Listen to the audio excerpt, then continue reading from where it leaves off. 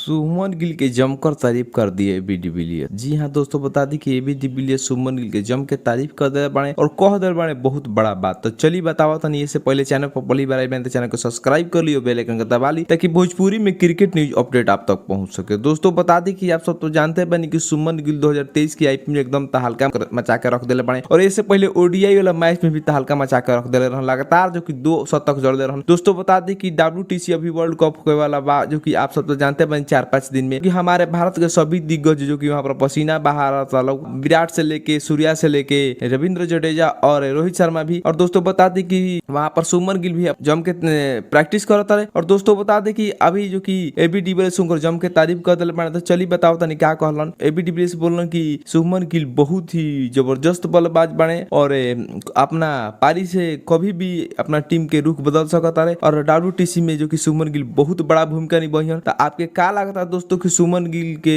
WTC में जबरदस्त पारी आवल जरूरी बा कि ना? आप कमेंट बॉक्स में बताई और वीडियो को ज्यादा से शेयर कर दी। आप डिविलियर्स के बाद से कितना % सहमत मानी सुमन गिल के बारे में आप कमेंट बॉक्स में बताइए और वीडियो को ज्यादा से शेयर कर दी। धन्यवाद।